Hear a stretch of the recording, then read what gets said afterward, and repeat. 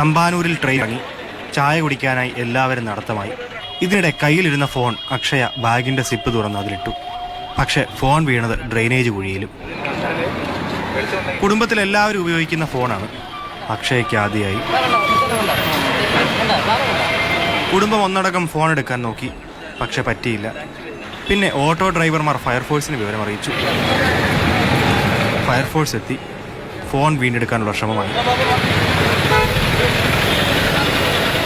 5 അടിയോളം താഴ്ചയുള്ള ഡ്രെയിനേജ് കുഴിയിൽ ഫോൺ കാണാൻ പോലും പ്രയാസം.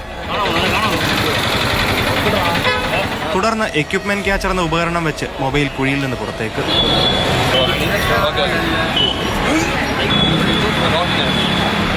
ഫോൺ തിരികെ കിട്ടിയപ്പോൾ ഉണ്ടായ സന്തോഷം. ഫോൺ ബാഗിൽ ഇടാൻ വേണ്ടിയിട്ട് സിബ് പറഞ്ഞപ്പോൾ അവിടെ നിന്ന് വഴുതി അതിനകത്തോട്ടിരിക്കുന്നു.